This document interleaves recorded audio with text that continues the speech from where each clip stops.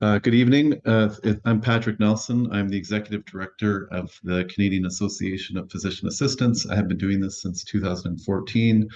I'll share with this group that before that, I spent 10 years as Executive Director of Public Corporate Affairs at the Ontario Medical Association.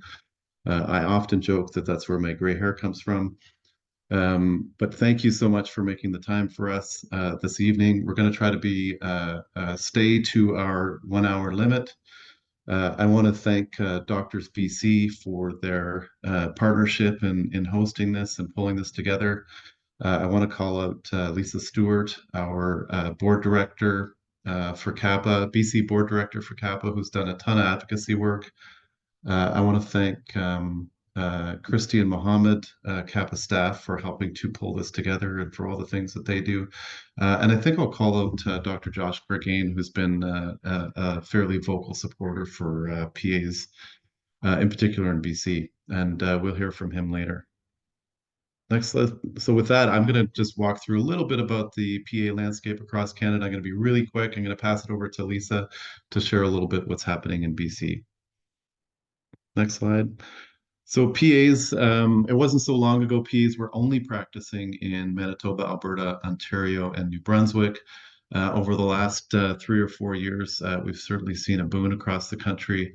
I think as more and more people have acknowledged the great work that PAs do, in particular in team-based care, under the supervision of physicians, but also perhaps an acknowledgement of the HHR challenges that we've had. Certainly a great appetite to get more boots on the ground. So we've now seen PAs expanded to Saskatchewan, PEI, Nova Scotia. Newfoundland has invested in a PA pilot project. Quebec has implemented a pilot project. The Yukon government has taken some early steps to get PAs practicing there. And PAs are now regulated almost right across the country by their physician colleges. And almost last, but certainly not least, BC was the most recent addition. We were very pleased when the government took the big step to introduce PAs into emergency departments in BC. Lisa will talk a little bit about our hope to see that evolve in the coming weeks and months. And of course, the CPSBC is working on some bylaw amendments to allow PAs to practice. Next slide. So when we think about training programs for PAs, we now have PA programs at McMaster, at University of Manitoba. Dalhousie's the newest addition. They started their first class this past January, and U of T has had a program for some time. So with all of those additions, we're now up to almost 100 seats, which isn't a lot, but it's certainly significantly more than we had expected before, or that we had before. And we've got new programs starting, or in some shape or form, starting at U of Calgary in Alberta. U of Saskatchewan is working on a program. And then we've got several universities looking to introduce PA programs, in particular in Ontario at Ottawa, Western, and Queens. And maybe this is on Lisa's list too, but I'll acknowledge that the minister in BC also recently suggested that he would be interested in getting a program there. So we're pretty excited about that.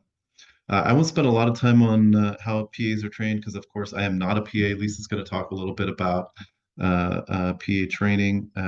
They are trained in the medical model.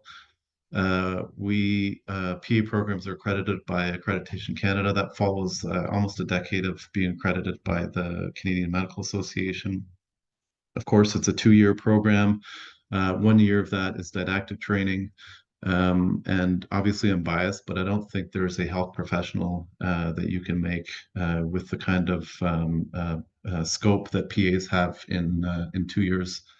And I have heard from physicians and teams right across the country that the one thing that they're very impressed about is how PAs are ready to work on day one because of the training that they get. Next slide, and I'll pass it over to Lisa.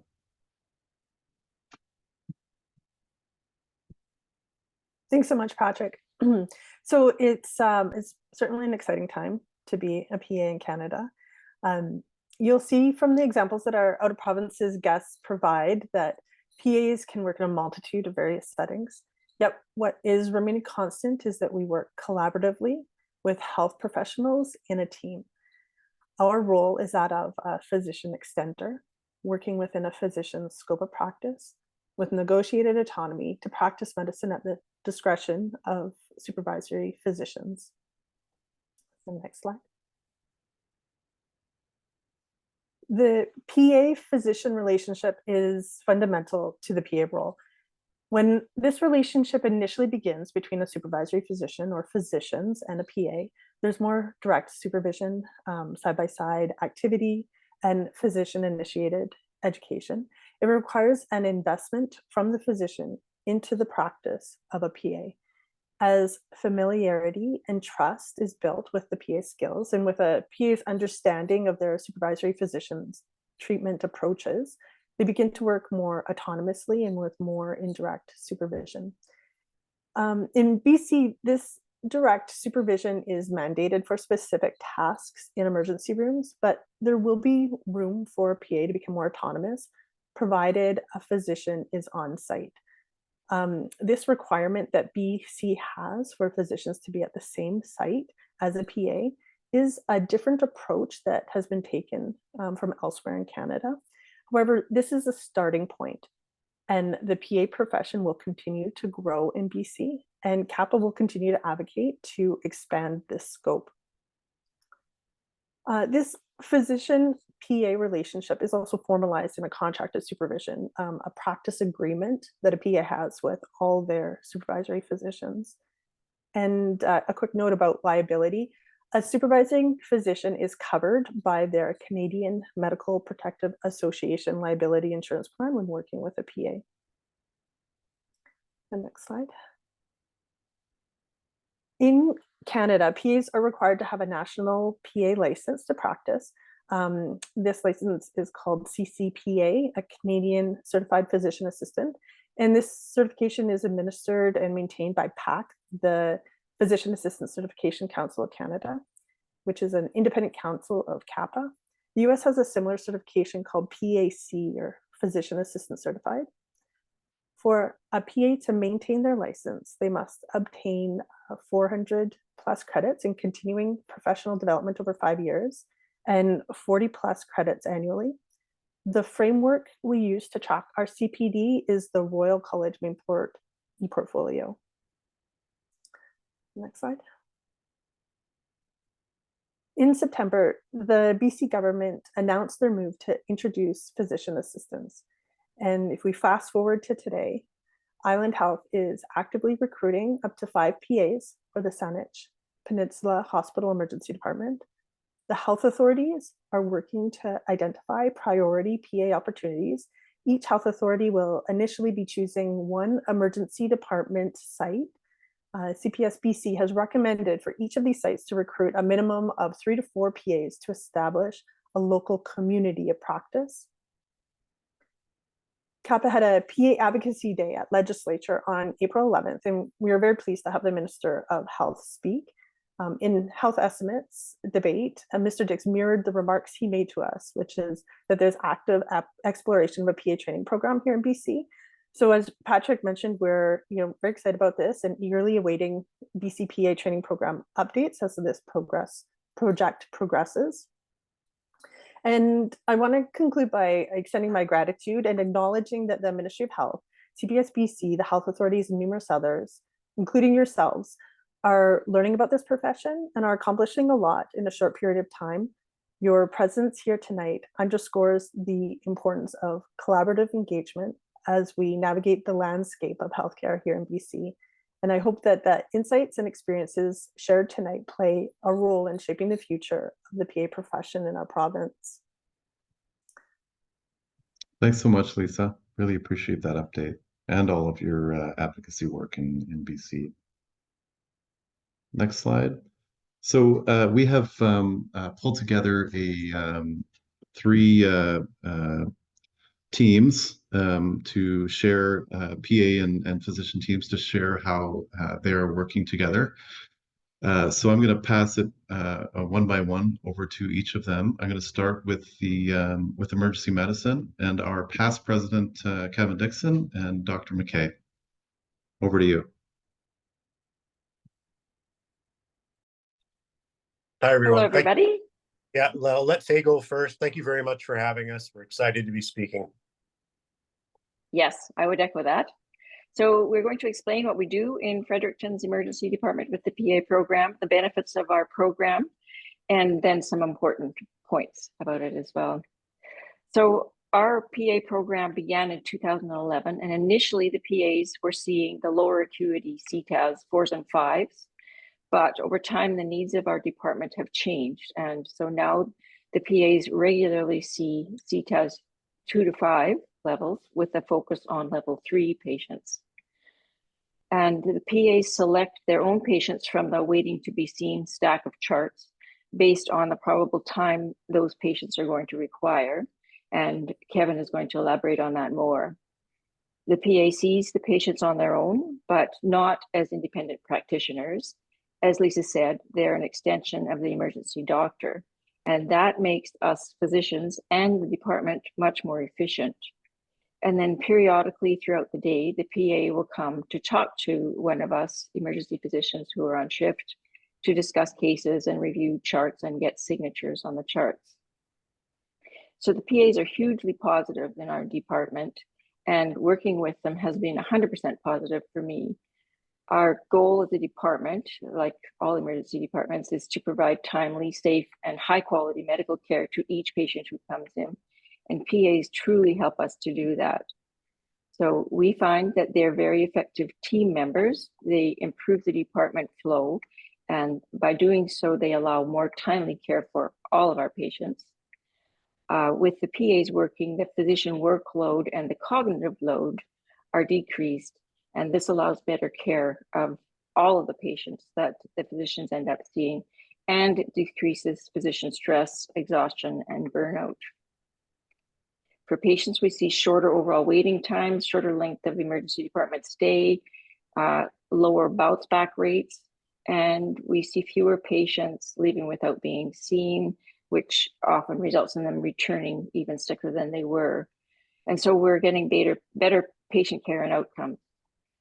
Our packed waiting room starts to empty out quite quickly as soon as the PA starts their work in the morning. And so that decreases our moral injury, and it also decreases patient frustration. So that's a big benefit for all of us.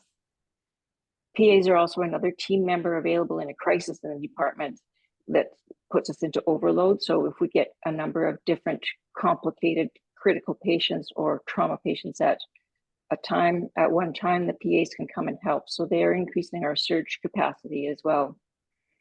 And as they develop their confidence and skills, they can deal with more complex cases and do more procedures, which further extends our resources. So there's 3 important things to facilitate using QI methods, which BC is very good at. So you have that on your side. The first one is orientation. The second one is education. And the third one is expectation. So I'm going to speak to orientation and leave the other 2 to Kevin. So for orientation, onboarding PAs is, of course, a culture change, which is more different than your average change, which, of course, is difficult anyways. But doctors all want to give the best care to their patients, and most will eventually be convinced that having a PA to work with helps them to do that. So they will come on board. Physicians do need to adjust their own skills and experience to the PA that they're working with and their individual competencies, and it becomes a symbiosis over time. And Kevin will talk a bit about that as well. New physicians who are onboarding to the department need good orientation on working with PAs.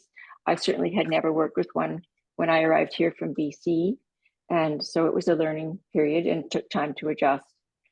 We do have an orientation document, which I emailed to Christy, that we use in our department for that. And for orientation, the other hospital physicians also need to learn about working with PAs because they need to be able to communicate with the PAs to help with patient care. And Kevin's going to talk a bit about that too. So I'm going to now turn it over to Kevin, who has more to tell you. Thank you very much.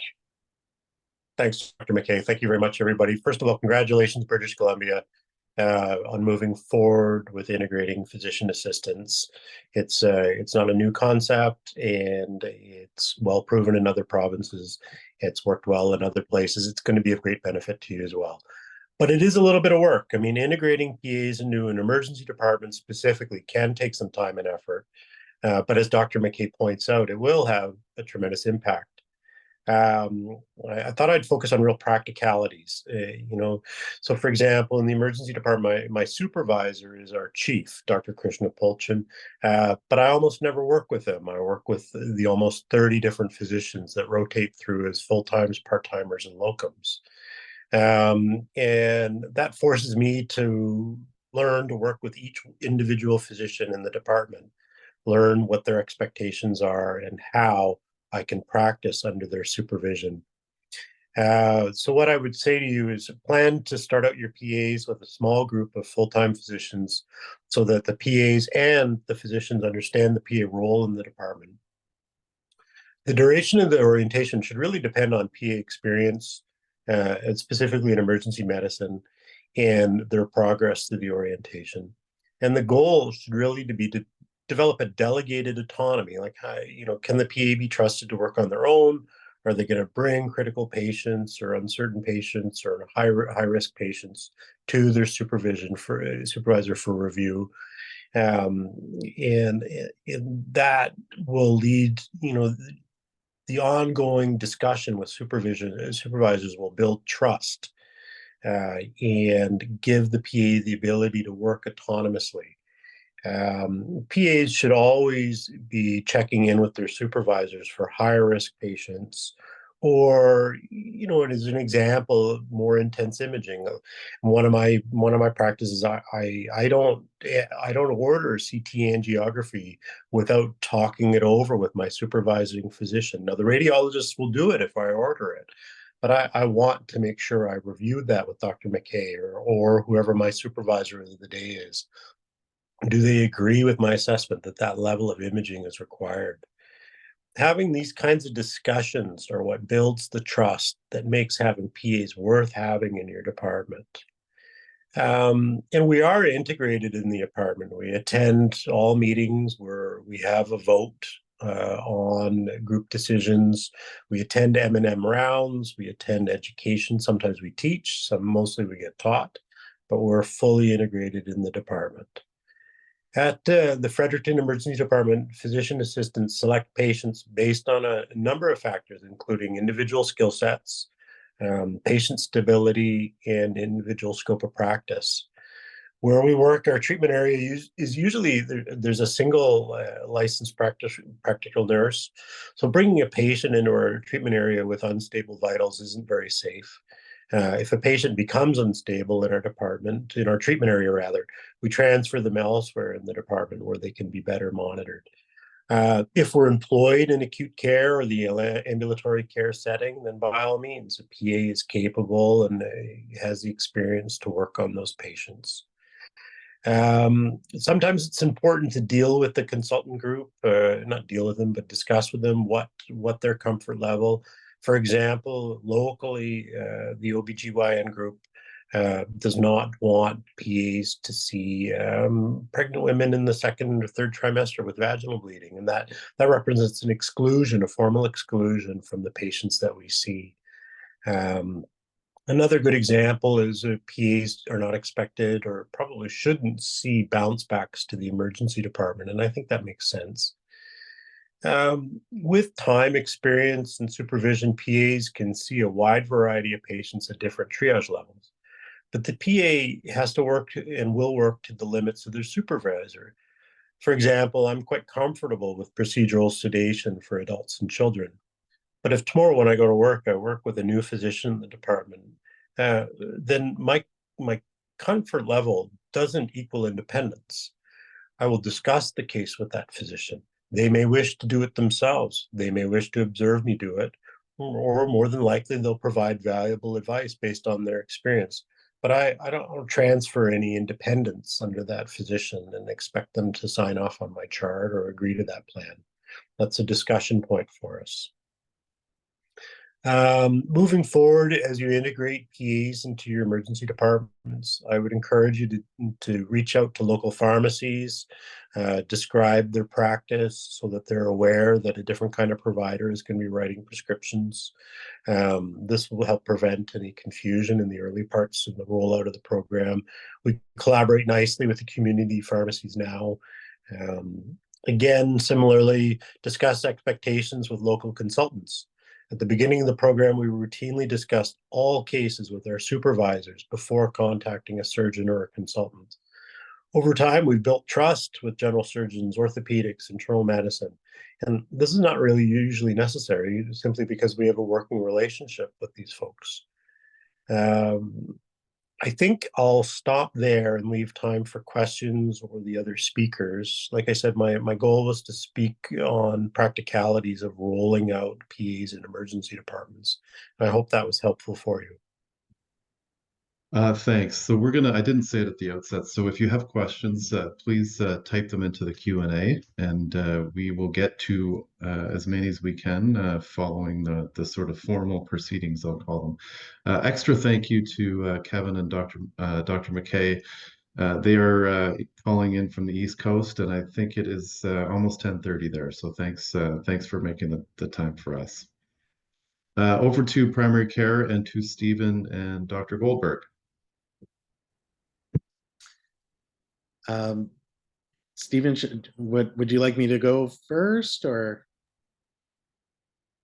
Yeah, please go ahead, Grant. Okay, so thank you for having us, and I'm really excited to be here because Manitoba has been sort of at the forefront of rolling out PAs and educating them through our master's program through the Faculty of Medicine. And I've been fortunate to have been working with our physician assistants since late 2016. And it has been an absolute sort of game changer. And in terms of the in terms of the provision of care to our patients. So they are an integral part of our team. I work in a clinic where we have nurses, nurse practitioners, physicians, physician assistants, social work, and they embrace the model of interdisciplinary care. So the first thing I'd like to say, which is the most, I think super important, is that the PAs provide or improve access to quality evidence-based care within our clinic. And I have to say that they're not seeing sort of simple sort of cases. They see the complex patients, because our mandate of our clinic is that we do see a lot of the most complex patients that really can't get into, let's say, the more mainstream fee-for-service clinics. So they're seeing extremely complicated, medically complicated, socially complicated patients. So I have to say that is they're certainly working at a very high level. That decreases the burden of work, specifically a lot of the after hours work by having PAs. So for example, if I'm off, one of our PAs, she'll look at my labs, do my prescriptions.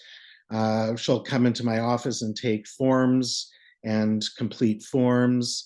The PAs keep amazing notes and very meticulous notes, and our charts are sort of well kept.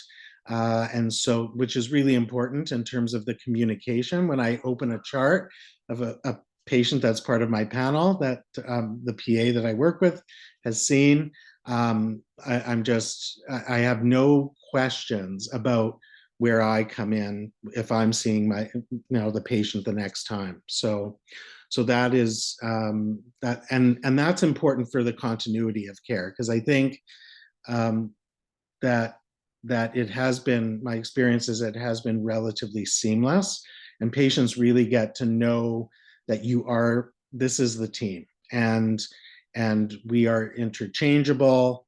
And again, it's, I feel very fortunate that we have 4 amazing PAs in our clinic, and just from a perspective of just working with them, just personally, they're amazing people. So that really makes a difference. That's a huge difference. The other benefits, having a PA also allows physicians to pursue other interests in medicine without giving up or compromising the care of our patients.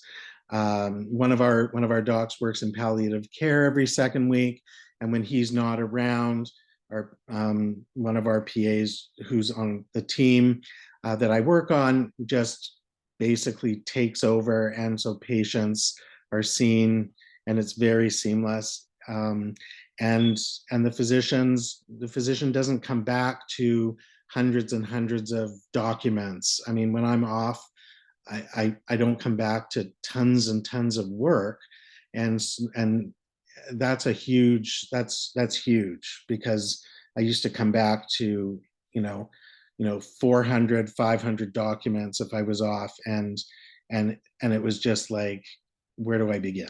So that's a huge benefit. The other thing is, while PAs generally work and they're practicing, they learn your style of practice. Again, these are really extremely bright, intelligent people who educate themselves and will come forward and make proposals and say, listen, I was just reading about this, what do you think? And there's a lot of interaction that has changed some of the ways that I do things, and I think it becomes, with more and more experience, experienced PAs, it's a real collegial relationship. And I want to briefly mention a couple more things. Supervision.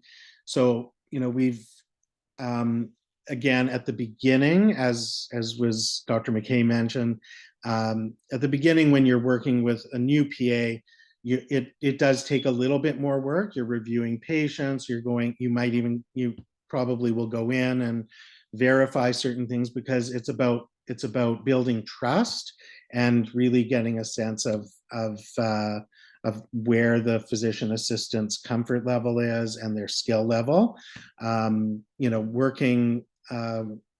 Working with a newly graduated PA, there may be a little bit more time. The other example, so Stephen came to our clinic, but he had been out in practice for a few years.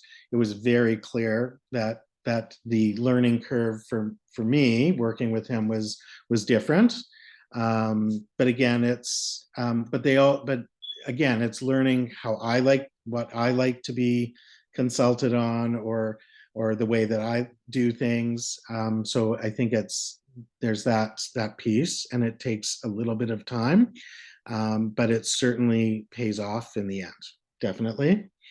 And our PAs have been, very motivated to pursue other skills. So one of our PAs is working with one of our physicians who does POCUS, so the ultrasound in the clinic, and has taken several courses and is now actually even teaching courses for the POCUS education program.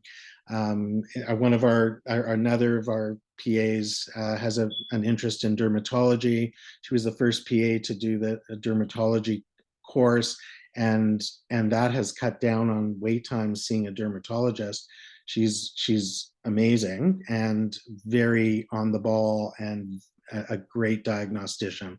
So the other thing is we do addiction medicine, and that has enabled me to do more addiction medicine, and our PAs spent some time in our RAM clinics, our addiction clinics, to see how things run, and they are seeing sort of our patients with addictions, specifically Suboxone patients as well.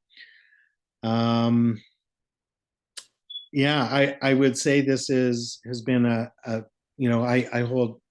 wear a few hats, and this is, for me personally, in addition to sort of the benefit to the patients, it just makes practicing family medicine such a joy, I have to say. Thanks, Dr. Thanks, Dr. Goldberg. Goldberg. Anything Yeah, quick you and want to just add, Stephen? just a Okay. couple of quick little points here. One of the biggest things when it comes to the PA-MD relationship is trust. And as we work more and more together, that trust builds more and more, and that's when we become more autonomous in our work.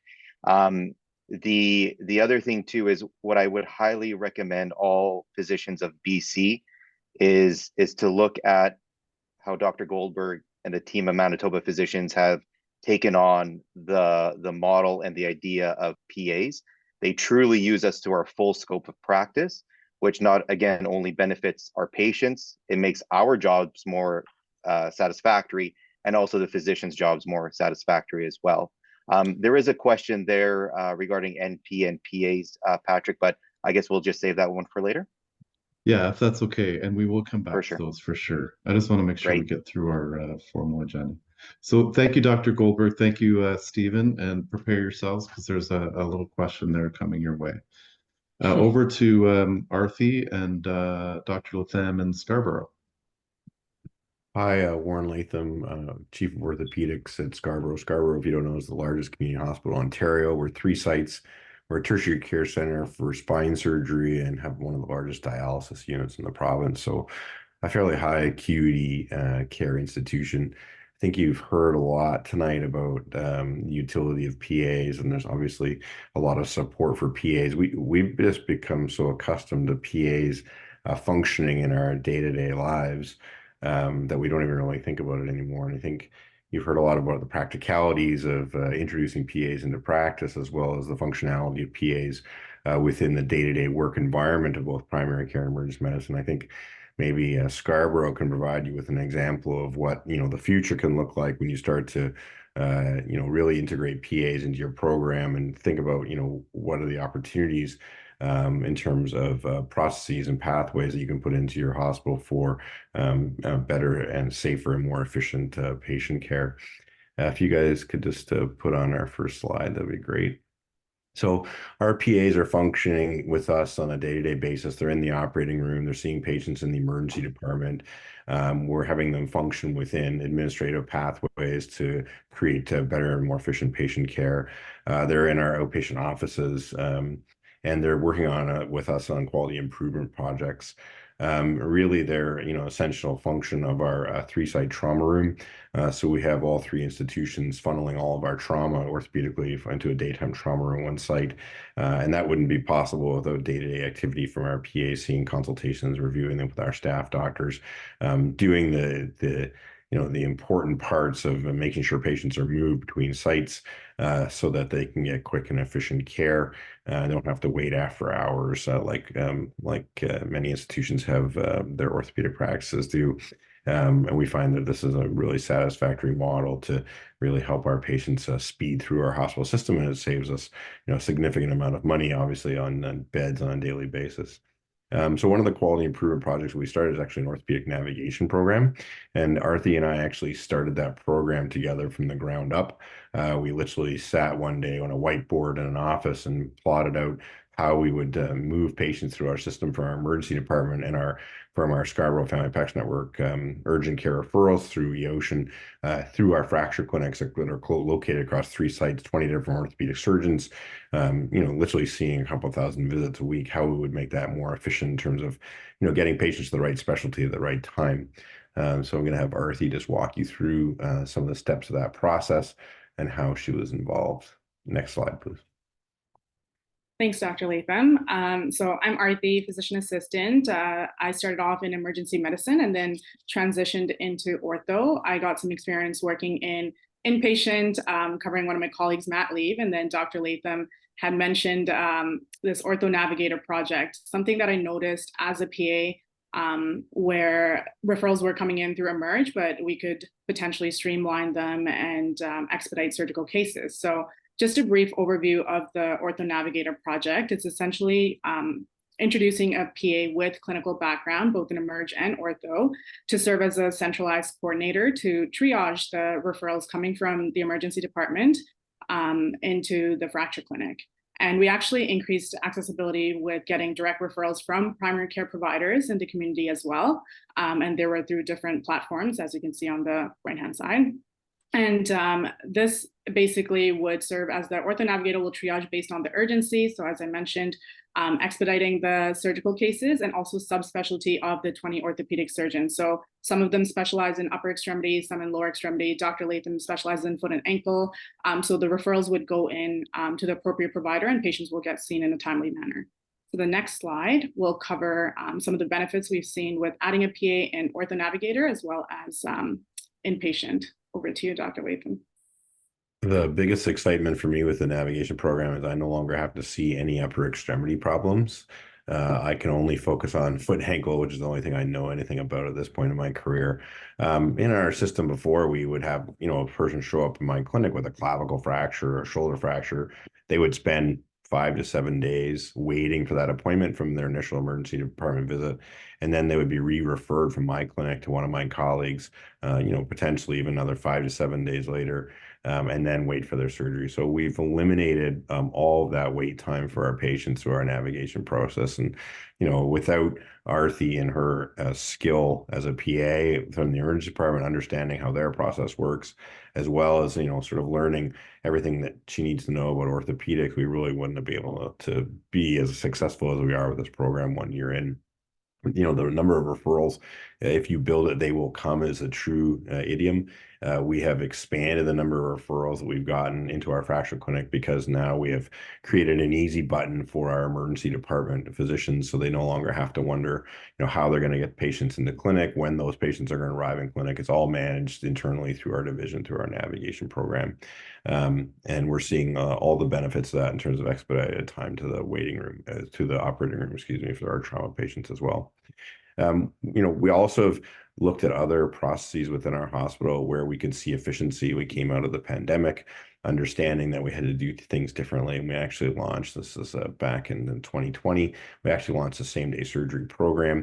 So now we do arthroplasty at a rate for day surgery that's absolutely incredible to see. When I was a resident many years ago, we used to do a hip replacement and keep people in the hospital 5 to 7 days, toe touch weight bearing. Now we literally do 60% of our joint surgery as day surgery, so you're in and out the same day, which is an incredibly large volume for us, because we're doing about 1,800 joints a year and 60% of them are day surgery. Without our PA support for that in the preoperative process, intraoperatively as surgical assistants, and in the postoperative process, particularly in our Birchmount site where we do the largest number of our joints, almost 95% of them. We have PAs that are in the recovery room as well as in the same-day surgery unit that are helping transition patients from the recovery room as they go through their recovery for their same-day surgery program. Quite honestly, without that support within our division and within our program, we wouldn't be able to accomplish those numbers because our physiotherapy teams would be simply overwhelmed. And if we didn't have that kind of pathway in place, really we wouldn't be able to achieve those goals. And again, we're ministry funded for patients to stay in hospital 3 days, so our hospital is saving millions of dollars by expediting these patients through a safe and efficient clinical pathway such as this, which is would be completely impossible without our PA support. So I think when you're thinking about adding PAs to practice, I think this is where you can go. I think, yes, the practicalities of how that program starts are very important, and learning, how to integrate into, especially a subspecialty division like ours is important. But, there is huge potential for expanding the things that you're doing at a hospital once, those basic tenets have been met. I think, I hope that some of this, what we're showing you tonight, will give you some interest in trying to participate in those kind of processes and pathways in the future. Thanks very much. Thanks, Dr. Latham and Arthur. Really appreciate really appreciate that. So Dr. Greggain, I'm going to go to you for the first question after we go to our Q&A quick. Dr. Goldberg, there's a question just about, which is directed at you. You mentioned that you have an NP and a PA in your unit. What tasks will you assign to the PA versus to the NP? I think Stephen's So- going to grab Oh, that. okay. Yeah, so Dr. Goldberg, we discussed this, and he'd like me to answer this one. So PAs and NPs are quite different, right? So NPs practice independently. They essentially have their own panel. They see their own patients. The PA MD is more of a collegial relationship where we see each other, or we see each other's patients. And so Dr. Goldberg does not task PAs anything. We essentially have our own days booked, own slots of patients, and we will run a full day seeing patients, again, across the clinic of physicians throughout the clinic. And so it's not as if Grant is saying, Steve, I want you to do this or that. I run essentially the same type of day that Dr. Goldberg will run, seeing the same types of patients, making consults like he would call consults. And in fact, a recent study, a pilot project that we did at our clinic, in regards to how often PAs are asking physicians for any advice, it was only 1% of the time. So again, when you have highly trained physician assistants working in our experience, that's the type of productivity that you can expect. Thanks, Stephen. Appreciate that. And on the NP subject, we often respond early with there is enough work for all of the providers and more. And I think if you talk to NPs and PAs working, they generally work really, really well together. Dr. Greggain, over to you for commentary and a question. Thanks, Patrick. And I'll just affirm what you just said, but there's plenty of work to go around. And so I'll speak from my vantage point, currently at the UBC Department of Family Practice, but also previously as Doctors of BC president last year. And so one of the questions in the chat was, what's the hesitation? I'll put in the chat that we've had a policy at Doctors of BC since 2013 supporting PAs. And so really honored when Lisa approached me last year that we've been really working together to advocate collectively, because there's plenty of work to go around. And so it's been sort of mirrored for me in my educational realm, is how do we work together and how do we learn together? And so I'll point the question towards Dr. Goldberg, Dr. McKay, when you're working alongside a new PA, sort of where do you see that as, like, what kind of educational stage? Really honored to sort of hear about how PAs are trained, because that's really important, but how do you both understand the educational background, incorporate them, and then how do you build trust together besides just time being spent? Okay, well, I can start. We did actually recently bring in a new grad who hadn't worked in Emerge before, super bright, super keen. And the way we approached it in the department, I talked things over with the two long-timer PAs to find out sort of where he was at and his comfort level with various things. And they worked with him quite a bit, orientating him to what they did. And eventually he started working independently, and rather than what Kevin and our other PA Ryan do, which is to see a number of patients and then bring down the charts and we go over them and I sign them off, discussing things with Kevin rarely, with Ryan a wee bit more, just based on experience and their confidence levels with different presentations. With Greg, when he first came on, it was every patient. So, and on the first shift I worked with him, I was going down to the area where he was working just to make sure that he was confident in what he was seeing and how he was navigating the system. Because of course, when you first start work in big regional hospital, that's a big learning curve too. Learning who to talk to about this and who to call about that and which form to fill out, etc. And then it didn't take that long. He's, as I say, he's very smart and he picked things up quite quickly. And he is now adapting more and developing his own style of work. So yeah, it's a very individual thing depending on the personality of both the doctor and the PA and their skill level when they come on. So a brand new grad is going to clearly have a steeper learning curve because they're not just learning about being in the workforce for the first time. They're learning about how the hospital system works, what staff is good to go to for what, and how to deal with each individual presentation of patients. And then if you get a PA who's had experience in any other area, they're going to be bringing that on board and they'll have a certain number of skills, experience, competencies that they can take off from. But it's an individual experience, but they're all great to work with. So I could definitely say that. Thanks, Dr. McKay. So we're under 15 minutes left, so I'm going to ask our responders to be as brief as possible so that we can get through as many questions. And that was not directed at you, Dr. McKay. My apologies if it sounded like it was. There's a question before I go over to Dr. McLeod. So there's a question that I'll read. I logged on late. I'm an orthopedic surgeon in a community hospital, and a physician assistant similar to what Scarborough has would be incredible. My question is, who funds the PA? So I'm going to assume you're in BC.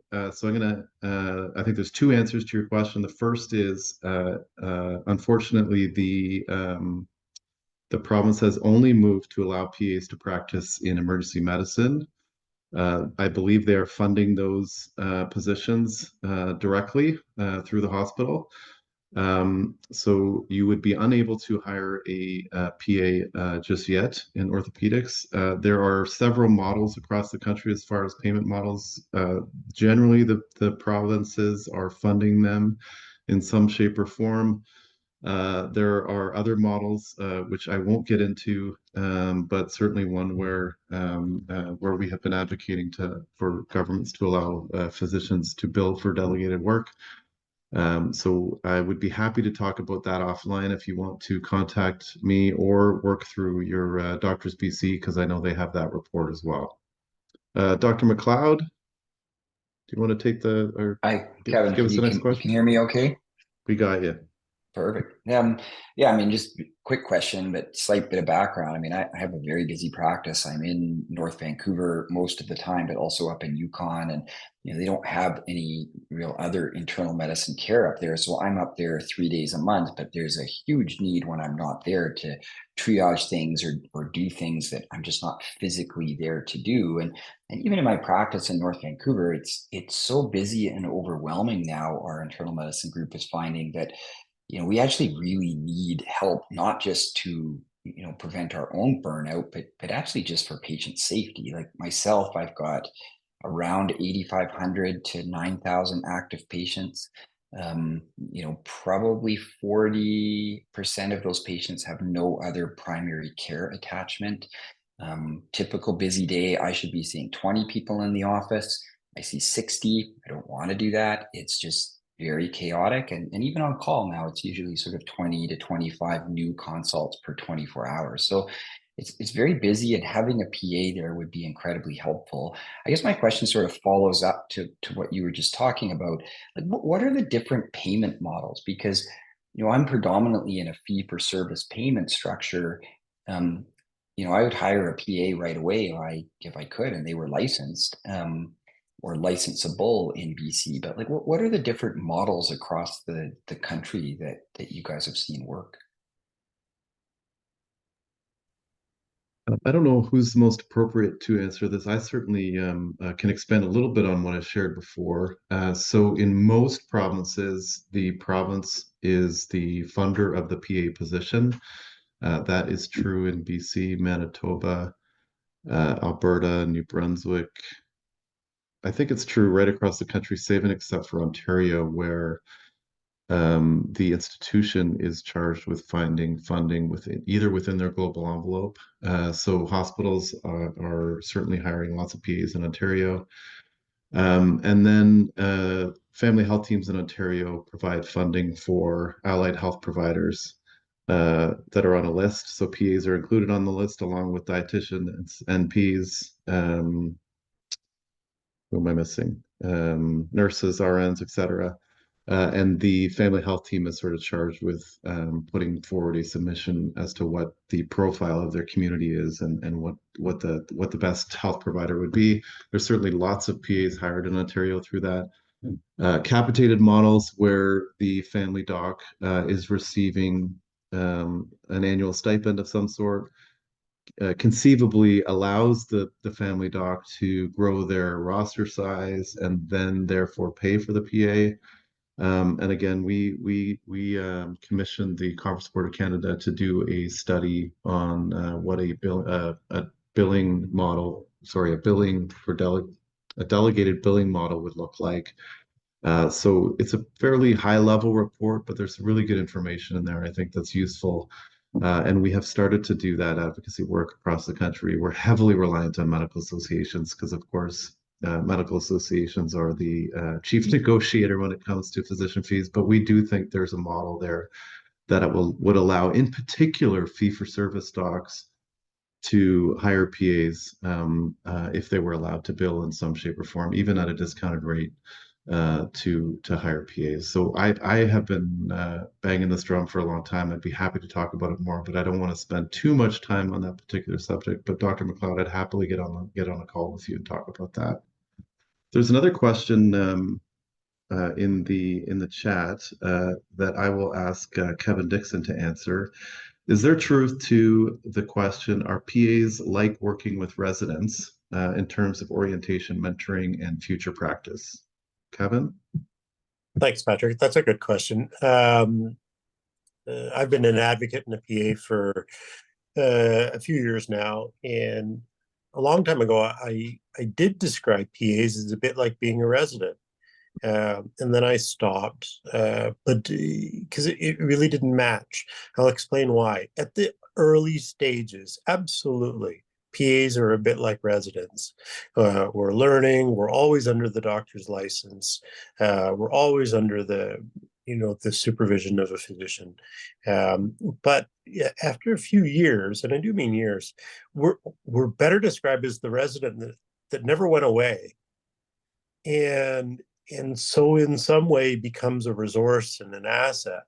So, like in our department, there's a nice feeling where I'm involved with the medical students, I'm involved with the medical residents, I'm often involved in teaching casting procedures, sutures. Mentoring is probably a better term. I'm not teaching it. And in this way, we're like the resident that never went away. But so we kind of eclipse that residency phase, but it's not a bad way of looking at the early years of being a PA. But I don't think I would be the same as a resident now, for example. But it's a great question. It's not a bad way to look at a new PA, but they never really go away and they continue to learn. Thanks, Kevin. Remy, I'm going to go to you just because I know you've given us your time. So let's, I know you have a question or a comment, so I'm going to go to you and then I'll go to Stephen. Yeah, thank you very much. I think one of the biggest questions that's boxed in the mind of people in small rural communities where I work, especially when they're going to be deploying PAs into emergency room, is the supervision part.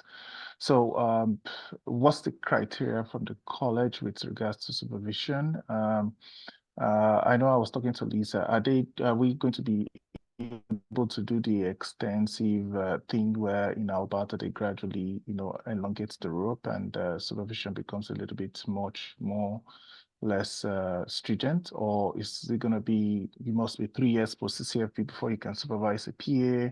You must be this, you must be that. Something that a lot of rural remote communities rely on international medical graduates who have some degree of restrictions in their license. Lisa, maybe I'll go to you to answer. I'll give a brief comment, which is because there's another question just about why the hesitancy in BC, and I'll share that the introduction of PAs comes in lots of shapes and sizes. Quite often there's a pilot program, even though PAs have been working across multiple jurisdictions for decades and decades. Saskatchewan has gone all in at the same time, same with PEI. BC has chosen a fairly narrow route in emergency medicine, and to your point, the bylaw that has been introduced is pretty narrow and a little bit restrictive, but we are taking a glass half full approach. And because we're so confident that once PAs are working in emergency rooms, that they will the institution will see the great benefit, and we'll soon see that sort of that narrow introduction expanded. Lisa, do you want to add anything to that? You know, to be honest, I can't really add much more than that. I think you hit the nail on the head. We're taking a glass half full approach. Is there room for growth in British Columbia, not only in the scope of practice that PAs have, but also where they're going to be deployed? You know, obviously it's quite narrow, just emergency right now. Sure, but as we have our PAs with their boots on the ground, I think the profession is just going to grow itself. I think that demand is going to increase, and I think skill, you know, the demonstration of our skills and competency is just going to prove to create change in our narrow scope of practice. Thanks, Lisa. Quick comment, Dr. Goldberg. Yes, I just wanted to quickly say that, I mean, we do a lot of PA teaching at our clinic. So PAs rotate through family medicine at our clinic, and Stephen is the lead for that. It gives us a really good opportunity to see how PAs, you know, what their education is like, and get a lot of experience being around PAs. So I really find that is super helpful.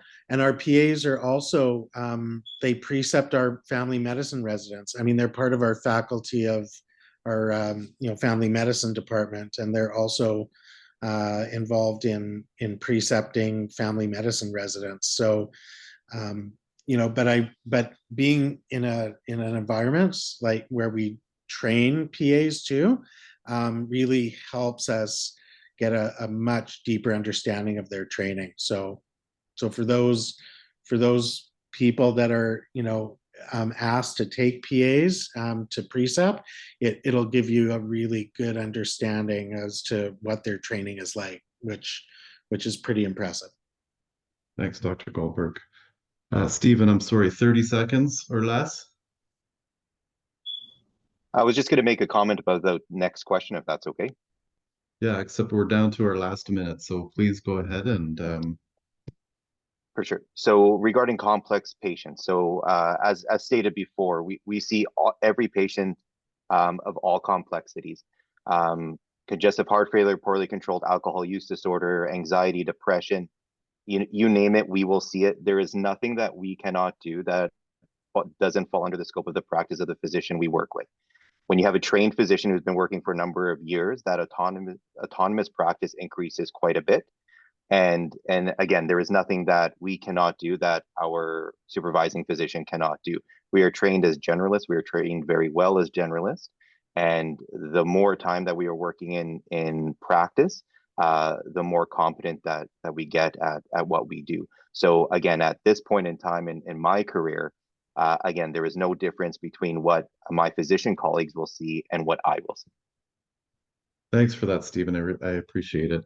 And we are at the end of our hour. I'm sure we could go on for another hour, but again, I want to be respectful of our guests' time, of your time.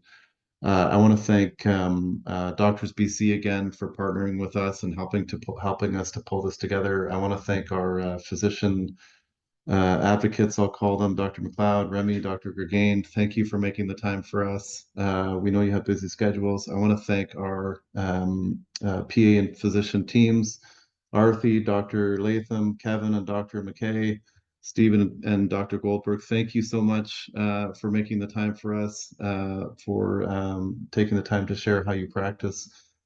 Christy and Mohammed, thanks for organizing this. Lisa Stewart, our BC director, thank you for your advocacy and thank you for leading this. We're very grateful. And with that, I had to mention, we will share the slides with those guests that have registered. If you have additional questions, please send them there and we will endeavor to answer them over the next couple of days. And maybe given the interest, we will plan to have another one of these in the next couple of months, and we'll try to hone in on a couple of the subjects that came up that we didn't get to address in great detail. So thank you again. Have a great night, and we'll speak with you again soon. Thank you. Thank you. Thanks, everyone. Thank you.